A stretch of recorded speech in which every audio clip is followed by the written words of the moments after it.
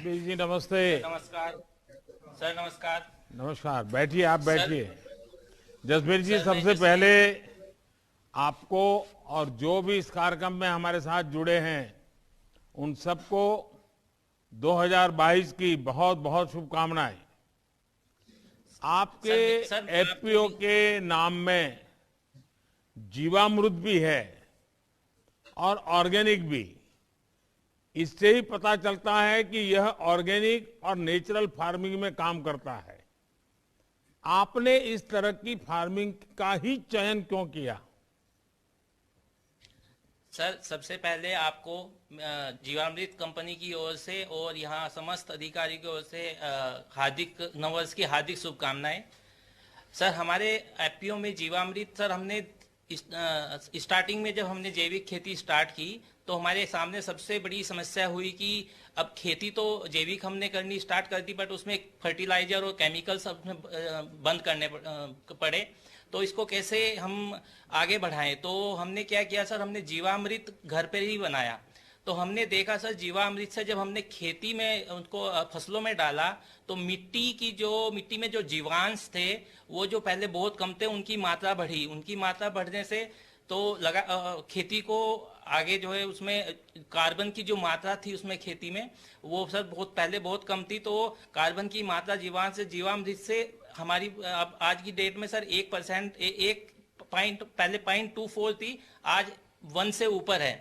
तो इसीलिए सर हमने जीवामृत ऑर्गेनिक कंपनी का नाम भी इसलिए फिर हमने सोचा कि जब हम इससे आपका ये मिट्टी को मिट्टी बना सकता है जीवामृत, तो वो अपने अपने सो जो किसान जो स्वास्थ्य है, जो उससे उत्पन्न अनाज है, जो किसान भाई जो उसको ग्रहण करेंगे, उन जो आम आदमी ग्रहण करेगा तो उनके जीवन को भी सर वो अच्छा बना सकता है। तो इसीलिए हमने अपने कंपनी का नाम भी जीवामृत के नाम से ही रखा। हमने विचार किया कि अच्छा हम जसवीर जी, जीवामृत से ही आप करेंगे। जसवीर जी आप किस चीज की ऑर्गेनिक खेती करते हैं और कैसे करते हैं? सर हम क्या अपने सर उत्पादक को किसी एजेंसी से प्रमाणित भी करवाते हैं क्या?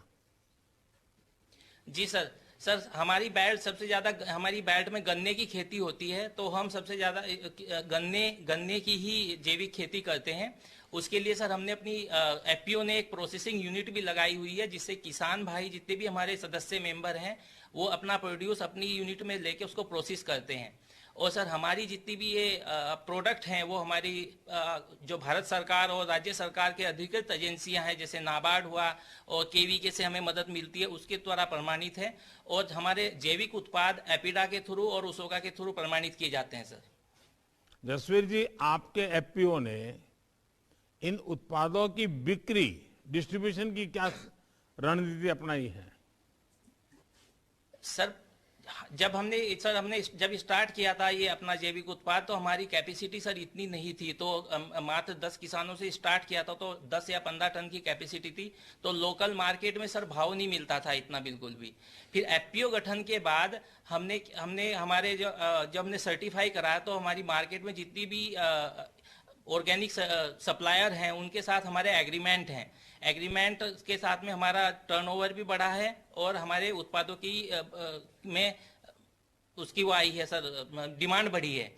और अच्छा जसवीर जी, आप अपने एफपीओ के लिए जैव उर्वरक की उपलब्धता ये सुनिश्चित कैसे करते हैं? सर हमारे जितने भी किसान भाई हैं सब गौ पालन भी करते हैं, पशुपालन भी करते हैं, और हमारी खुद की एफपीओ की एक गौशाला भी है।